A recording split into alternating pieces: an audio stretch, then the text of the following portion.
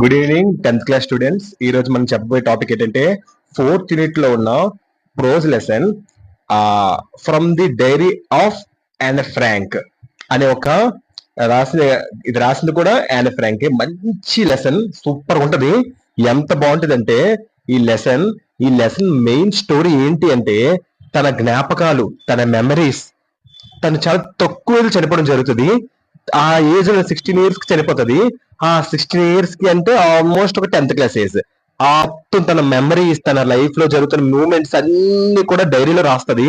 So చాలా రాస్తుంది, కానీ అందులో కొంచెం మాత్రమే లెసన్ లో మనకి చూపించారు.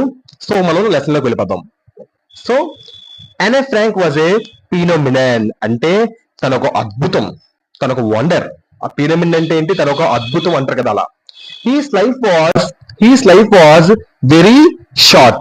తన లైఫ్ చాలా చిన్నది. తన లైఫ్ చాలా చిన్నది, చిన్న ఏజ్, జస్ట్ 16 years. ఇందాక చెప్పుకున్నాం కదా, జస్ట్ 16 years. ఆమె జస్ట్ 16 సంవత్సరాలు మాత్రమే బతికింది. Yet she left behind an invaluable piece of writing, her diary. తక్కువ కాలం బతికిన ప్రపంచానికి విలువైన, ముఖ్యమైన, మోస్ట్ ఇంపార్టెంట్, వాల్యుబుల్ మెసేజ్ ఇచ్చేదను చనిపోవడం అనేది జరిగింది. అది అందులో రాసింది, తన డైరీలో రాసింది. ఏంటి రాసిందంటే, she writes in her thoughts. ఆమె థాట్స్, ఆమె ఆలోచనలు, ఆమె ఫీలింగ్స్, ఆమె యొక్క ఫీలింగ్స్, భావాలు అండ్ అబ్జర్వేషన్స్, ఆమె యొక్క రీసెర్చెస్ అంటారు కదా అవి. సో ఆమె యొక్క ఎక్స్పీరియన్స్, అనుభవాలు అన్ని కూడా క్రియేటివ్ గా, అంటే ఒరిజినల్ ఐడియాస్, అలాగా సొంత ఆలోచనలు అండ్ ఇంప్రెసివ్ గా, చాలా నీట్ గా, చాలా క్లీన్ గా రాసింది. సో ఆమె next, she was a Jewish girl born in Germany in 1929. ఈమె ఒక జివిష్ గర్ల్. ఈమె ఎక్కడ పుట్టింది? జర్మనీలో పుట్టింది. ఇప్పుడు 1929 జర్మనీలో పుట్టింది. ఈమె ఏంటి? Jewish girl. సో ఎక్కడ పుట్టింది? జర్మనీలో పుట్టింది. She was the victim of Nazi persecution. అంటే నాజీ అంటే ఫస్ట్ మనకు తెలియాలి. నాజీ అంటే member of national social German workers. అంటే హిట్లర్ పరిపాలించిన, హిట్లర్ కింద అనుచరులు. హిట్లర్ ఏం చెప్తే అది చేస్తారు కదా, కొంతమంది మనుషులు ఉంటారు చూడు, ఆ గ్రూప్ లోనే నాజీ గ్రూప్. వీళ్ళు కూడా జర్మనీని పరిపాలిస్తున్న హిట్లర్ ఏం చెప్తే అది చేస్తారు ఈ నాజీస్ వాళ్ళు. వీళ్ళు పర్సిక్యూషన్, చిత్రహింస. సో ఈమె వాళ్ళు హిట్లర్ మనుషులైన నాజీ వాళ్ళ చిత్రహింసకి ఈమె గురయింది. She was the victim of Nazi persecution. అంటే వీళ్ళు నాజీ వాళ్ళు, అంటే హిట్లర్ కింద పనిచేసే అనుచరులు, వాళ్ళు కుట్ర పొందారు. వాళ్ళని చిత్రహింసలు పెట్టారు ఈమెని. సో ఆమె వాళ్ళ చిత్రహింసలకు ఈమె గురైంది. అలా గురై ఎప్పుడు చనిపోయింది? 1945 చనిపోయింది. 1929 జర్మనీలో పుట్టింది ఈమె. 1945 లోనే చనిపోయింది. జస్ట్ 16 years కి ఈమె యొక్క తుది శ్వాస విడిచింది. Her father believed that her diary was a unique record and got it published as the diary of a young girl. ఆమె చనిపోయిన తర్వాత వాళ్ళ ఫ్యామిలీ మెంబర్స్ అందరినీ కూడా ఆ హిట్లర్ చంపేస్తాడు. హిట్లర్ ఎందుకు చంపేస్తాడు అంటే, హిట్లర్ కి ఈ జివిష్ వాళ్ళు అంటే నచ్చదు. ఏం జరుగుతుందంటే, ఈమె తను వరల్డ్ వార్ అయిన తర్వాత, జర్మనీ గెలిచిన తర్వాత హిట్లర్ పరిపాలిస్తాడు. హిట్లర్ పరిపాలన వీళ్ళకి నచ్చలేదు. హిట్లర్ కొన్ని కొత్త రూల్స్, ఇది చాలా ఇబ్బందికరంగా ఈమె కనిపించింది. అదేమి తట్టుకోలేక వీళ్ళ ఫ్యామిలీ మెంబర్స్ అందరూ కూడా, వీళ్ళ ఫ్యామిలీ అంటే 4 members ఉంటారు. మదర్, ఫాదర్, ఈ యానే అండ్ వీళ్ళకి ఒక సిస్టర్ ఉంటారు. సో వీళ్ళు నలుగురు కలిసి జర్మనీ వదిలేసి నెదర్లాండ్స్ లో ఉన్న ఆమ్స్టర్డామ్ కి వెళ్ళిపోతారు. అక్కడ 2 years ఉంటారు. 2 years స్టే చేసి అక్కడే బతుకుతారు. 2 years వరకు ఎవరికీ కనిపించరు. కానీ 2 years అయిపోయిన తర్వాత ఏం జరుగుతుందంటే, ఎవరో ఒక ఇన్ఫర్మేషన్ ఇస్తారు, కొంతమంది ఇక్కడ ఉన్నారు, వాళ్ళు జ్యూస్ పీపుల్ అనగానే వెంటనే కోపం వస్తుంది. వెంటనే హిట్లర్ కోపం వచ్చి హిట్లర్ ఏం చేస్తాడు, వీళ్ళ ఫ్యామిలీ మెంబర్స్ అందరిని తీసుకొని ఒక రూమ్ లోకి తీసుకువెళ్ళి ఒక పాయిజన్ గ్యాస్ వదిలి వీళ్ళ ఫ్యామిలీ మెంబర్స్ అందరిని చంపేస్తాడు. సో చాలా దారుణంగా, క్రూయల్ గా చంపేస్తాడు. ఒక డైరీ రాసుకుంటది. ఆ 2 years ఆ ఒక ఇంట్లో ఆమ్స్టర్డామ్ లో ఎక్కడ ఉంటదంటే, ఒక ఇంట్లో ఉంటుంది. ఆ ఇల్లు అంటే ఒక ఆఫీస్ లో ఉంటది. ఆఫీస్ ఎవరిదో కాదు, వాళ్ళ ఫాదర్ వర్క్ చేస్తున్న ఆఫీస్ అది. ఆ ఆఫీస్ లో 2 years స్టే చేస్తుంది. అక్కడ డైరీ రాస్తుంది. తర్వాత వాళ్ళ ఫ్యామిలీ మెంబర్స్ హిట్లర్ కి గురై అందరూ చనిపోతారు. హిట్లర్ కి ఎందుకు జీవిస్ వాళ్ళందరూ నచ్చదంటే హిట్లర్ చిన్నప్పటి నుంచి కూడా అన్నిటికీ కూడా వీళ్ళు అడ్డొచ్చేవారు. అందుకనే హిట్లర్ ఏం చేసేవాడు, జర్మనీ పీపుల్ అందరికి కూడా వేరే వాళ్ళు వచ్చి మనల్ని పరిపాలించకూడదు, మనమే పరిపాలించాలి, మన రాజ్యాన్ని మనమే చూసుకోవాలి, ఎవరైనా కొత్త వాళ్ళు వచ్చి మన దగ్గర అడుగు పెట్టినా వెంటనే మనం యాక్షన్ తీసుకోవాలి, వాళ్ళని చంపేయాలని చెప్పి ఒక లేనిపోయినవన్నీ చెప్పి జర్మనీ పీపుల్ ని ఒక పాయిజన్ ఇంజెక్ట్ చేస్తాడు. అంటే చెడు మాటలన్నీ కూడా ఇంజెక్ట్ చేస్తూ ఉంటాడు హిట్లర్. అందుకే అందరూ కూడా జర్మన్ పీపుల్ అందరూ కూడా ఈ జివిష్ కి వ్యతిరేకంగా ఉంటారు హిట్లర్ ఒక మౌత్ ప్రపగండా వల్ల. సో ఆ విధంగా వాళ్ళ మీద పగ పెట్టుకుంటాడు.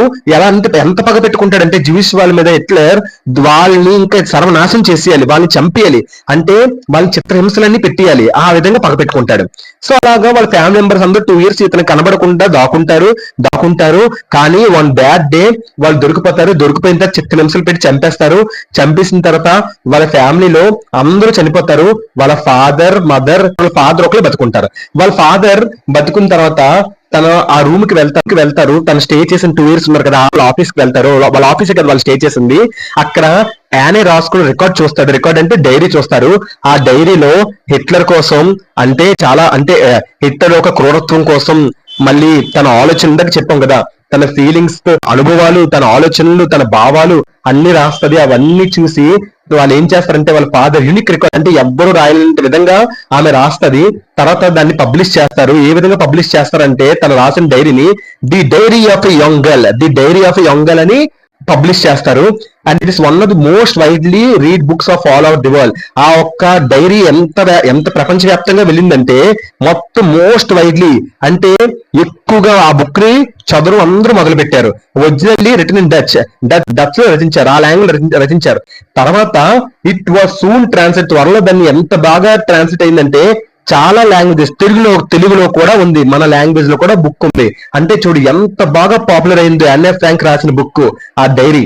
సో చాలా లాంగ్వేజ్ లో అయింది, ట్రాన్స్లేట్ అయింది. ఒరిజినల్ రాసింది ఏంటంటే డచ్. సో మీకు అర్థమై ఉంటుంది లెసన్ ఇప్పటికే. So hope you understand this lesson. ఇప్పుడు మనం Anna believes in paper as more patience than people. తను 2 years హిట్లర్ భయపడి ఆ ఆమ్స్టర్డామ్ లో ఉన్నప్పుడు, నెదర్లాండ్స్ క్యాపిటల్ ఆమ్స్టర్డామ్ ఉన్నప్పుడు తనకి ఎవ్వరు ఫ్రెండ్స్ లేరు. అప్పుడు తనకి ఆలోచనలు ఎలా రాయాలి, ఎవరితో మాట్లాడాలి అన్నప్పుడు తనప్పుడు డైరీలో రాసుకుంటది. ఏమని చెప్తుంది అంటే తను paper has more patience than people కంటే పేపర్ కాగితం ముక్కలే నా జీవితానికి ఇప్పుడు మంచి బెస్ట్ ఫ్రెండ్స్ గా భావిస్తుంది. అప్పుడు ఒక డైరీ తీస్తుంది అక్కడ. షీ ట్రీట్స్ హర్ డైరీ, ఆ diary her best friend and her names it Kitty. ఆ డైరీకి ఆమె బెస్ట్ ఫ్రెండ్ గా భావించి ఆ డైరీకి ఏమని పేరు పెడుతుంది, కిట్టి అనే నేమ్ అనేది పెడుతుంది. Else will show interest in her diary. So ఎవరైనా తన డైరీ పట్ల ఇంట్రెస్ట్ చూపిస్తారు అని ఎప్పుడు అనుకుంటూ ఉండేది. తను రాసిన డైరీ వన్ డే ఇప్పుడే ఎవరో ఒకళ్ళ డైరీ చదువుతారు, ఎవరో ఒకళ్ళ డైరీ చూసి ఇంట్రెస్ట్ పడుతుంది వాళ్ళకి అని భావిస్తూనే, అనుమానం పడుతూనే ఆమె డైరీ రాసింది. అంటే ఆమె ఎప్పుడే అనుకుంది తన డైరీ ఎంత ఫేమస్ అవుతుందని తను రాస్తున్నప్పుడే. సో ఎంత అనుభవాలు, ఎంత ఎక్స్పీరియన్స్, ఎంత ఫీలింగ్స్, ఎంత థాట్స్ పెట్టి రాసిందో మనం అర్థం చేసుకోవాలి. She rights the dairy to get all kinds of things of her chest.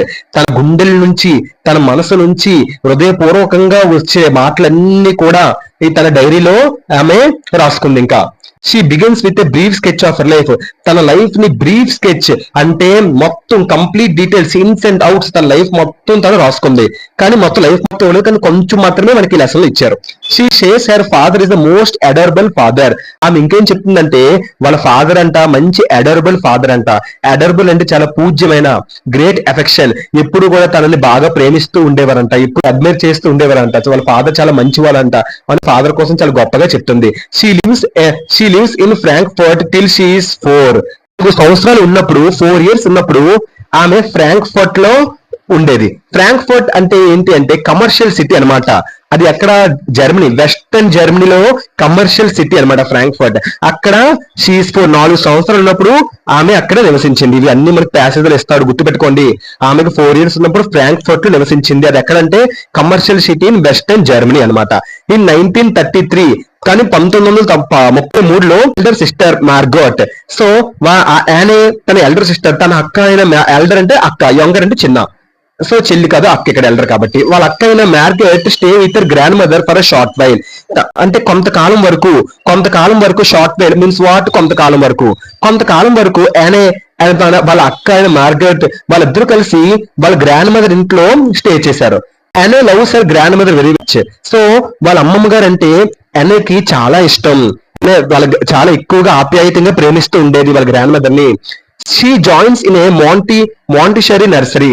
So ఈమె వాళ్ళ గ్రాండ్ మదర్ ఏం చేసిందంటే యానేని మాంటిషరీ నర్సరీలో జాయిన్ చేసింది. అంటే ఏం తెలుసా, చైల్డ్ సెంటర్ లెర్నింగ్. అంటే చిన్నపిల్లలకి ప్రత్యేకంగా రకరకాల విద్యలు నేర్పిస్తారు కదా, ఆ ఒక స్కూల్లో వాళ్ళ గ్రాండ్ మదర్ యానేని జాయిన్ చేసింది.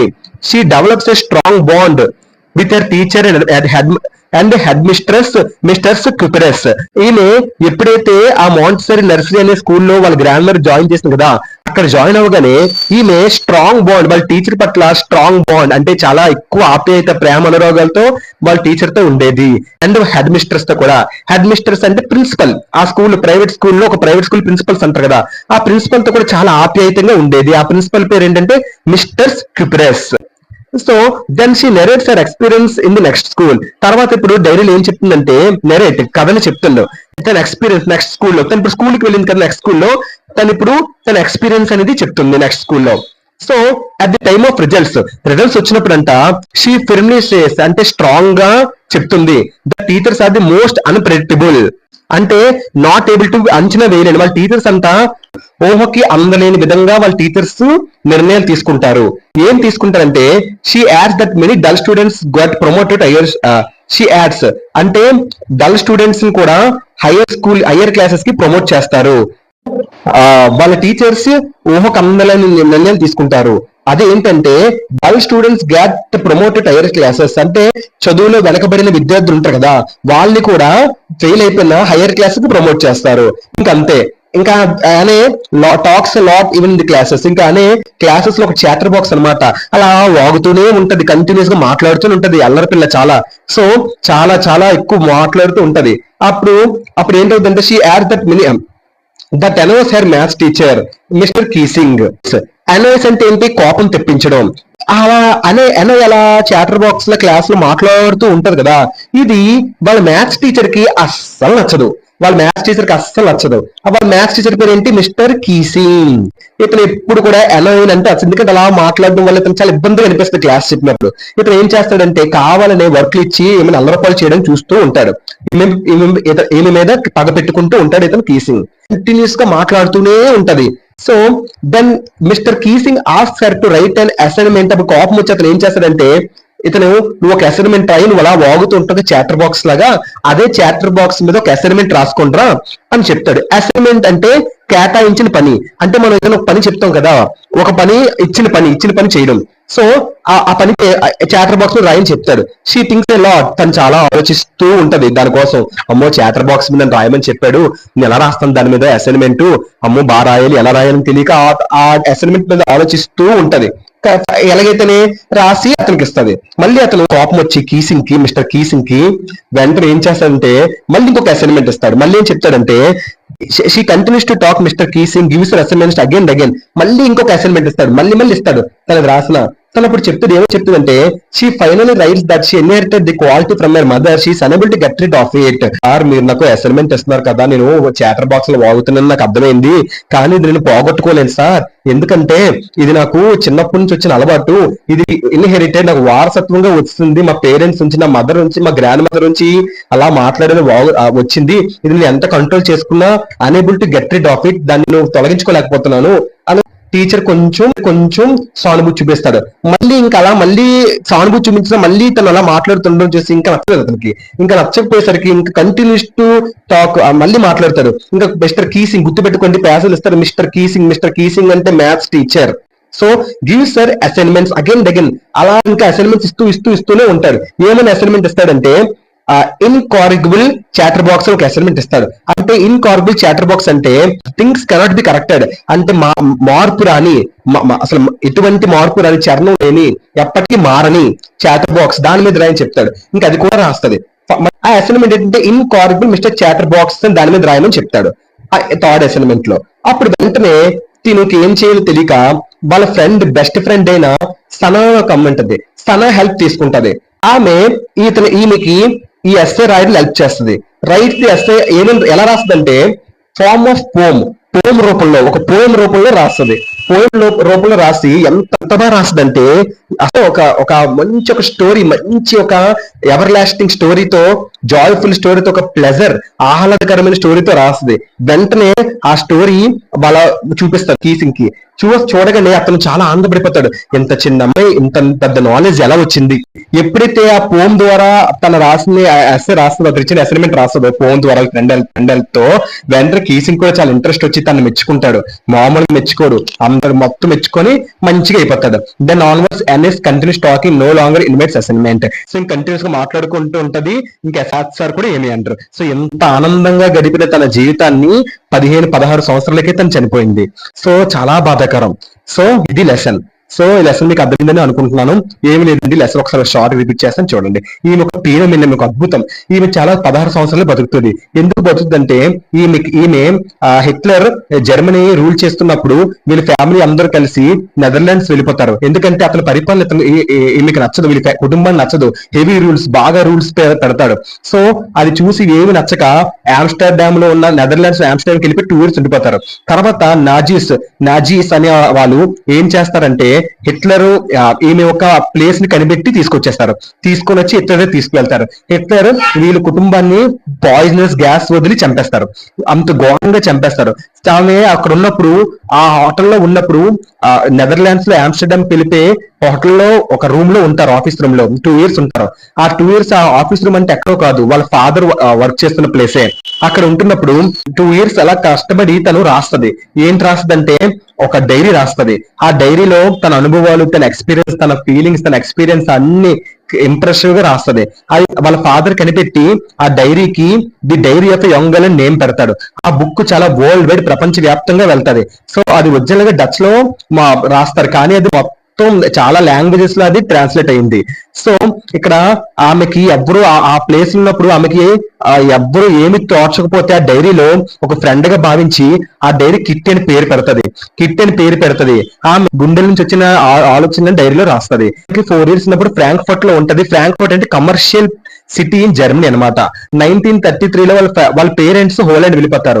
ఆమెని వాళ్ళ అక్కని మాత్రం, ఎల్డర్ సిస్టర్ మార్గట్ మాత్రం వాళ్ళ గ్రాండ్ మదర్ దగ్గర కొంతకాలం వదిలేసి వెళ్ళిపోతారు. వాళ్ళ గ్రాండ్ మదర్ మాంటిసరీ అనే నర్సరీ స్కూల్లో జాయిన్ చేస్తారు. అంటే అది చైల్డ్ స్కూల్, చిల్డ్రన్ యొక్క ఎబిలిటీస్ అన్ని డెవలప్, అన్ని నేర్పిస్తారు. చిల్డ్రన్ ఒక చైల్డ్ సెంటర్ లెర్నింగ్, చిన్నపిల్లలకి అన్ని నేర్పిస్తూ ఉంటారు, A to Z అన్ని కూడా. అక్కడ వాళ్ళ టీచర్ తో, వాళ్ళ గ్రాండ్ మదర్ తో చాలా ఎఫెక్షన్ పెంచుకుంటది చిన్నతనంలో. తర్వాత వేరే స్కూల్ కి వెళ్తది. అక్కడ రిజల్ట్స్ వచ్చే టైంకి వాళ్ళ టీచర్స్ ఒక నిర్ణయం తీసుకుంటారు, డల్ స్టూడెంట్స్ ని కూడా హై స్కూల్ పెద్ద క్లాస్ కి ప్రమోట్ చేయాలని చెప్పగానే ఈమె ఫుల్ గా ఆనందపడి, ఫుల్ గా హ్యాపీగా ఉంటది. వాళ్ళప్పుడు ఆమె ఒక చాటర్ బాక్స్ అలా మాట్లాడుతూ ఉంటది. అలా మాట్లాడడం వాళ్ళ మ్యాథ్స్ టీచర్ నచ్చదు. వాళ్ళ మ్యాథ్స్ టీచర్ దట్ ఎనాయిస్, కోపం తెప్పిస్తూ ఉంటది మిస్టర్ కీసింగ్ వాళ్ళ మ్యాథ్స్ టీచర్. అప్పుడు అసైన్మెంట్ ఇస్తూ ఉంటాడు. చాటర్ బాక్స్ వల్ల మాట్లాడుతూ చాటర్ బాక్స్ లాగా అదే చాటర్ బాక్స్ అసైన్మెంట్ రాయని చెప్తాడు. తర్వాత ఏమొచ్చి రాసేస్తుంది. తర్వాత తను చెప్తుంది, నేను ఇది మార్చుకోలేకపోతున్నాను, చిన్నతనం నుంచి నాకు మా పేరెంట్స్ నుంచి వారసత్వం నాకు వచ్చింది, ఇది మార్చుకోలేకపోతున్నాను, ఇది తొలగించుకోలేకపోతున్నాను అని చెప్తాది. మళ్ళీ అతను ఇంకొక అసైన్మెంట్ ఇస్తాడు. ఆ అసైన్మెంట్ ఇంకొక అసైన్మెంట్ ఇస్తున్నప్పుడు తను రాయలేకపోతే అప్పుడు తను వాళ్ళ ఫ్రెండ్ సనా హెల్ప్ తీసుకుంటది. ఆమె ఈ యొక్క దీన్ని పోయం రూపంలో రాసి చూపిస్తారు. వెంటనే వాళ్ళ మాస్టర్ మ్యాథ్స్ సార్ చాలా ఇంప్రెషన్ అయిపోయి చాలా మెచ్చుకుంటాడు. ఆ తర్వాత నుంచి ఎంత మాట్లాడుతున్నా, ఎంత వాగుతున్నా ఏమీ పట్టించుకోడు. సో ఇంత ఆనందంగా జరుగుతున్న తన జీవితం 16 సంవత్సరాలకే సో హిట్లర్ ఒక పరిపాలన వల్ల చనిపోతారు. సో అతను 1945 వరకు జర్మనీ రూల్ చేస్తారు. 1945 వరకు ఒక చిత్రహింసలు పెట్టే, అంటే ఒక క్రూరత్వంగా ఉంటది తన అంత ఘోరమైన. మనం తెలుసుకోవాలి మెసేజ్ ఏంటి అంటే, ఆల్ పీపుల్, ప్రతి పీపుల్ కి ఒక రైట్స్ ఉంటే, ఫ్రీడమ్, లివ్ ఇన్ ఫ్రీడమ్, ఫ్రీగా బతకాలి, ఫ్రీడమ్ తో బతకాలి, స్వేచ్ఛగా బతకాలని ఒకటి ఉంటది ప్రతి వాళ్ళకి కూడా. సో అది మెయిన్ లెసన్ కి main theme. Understand this lesson కన్నా నచ్చితే please like, share and subscribe and share to your friends. Me friends అందరికీ షేర్ చేయండి. మొత్తం ప్లేలిస్ట్ లో 10th క్లాస్ లెసన్స్ నీట్ గా పెట్టండి. లెసన్ కన్నా నచ్చితే lesson please like, share and subscribe. Thank you so much. Thanks అమ్మా.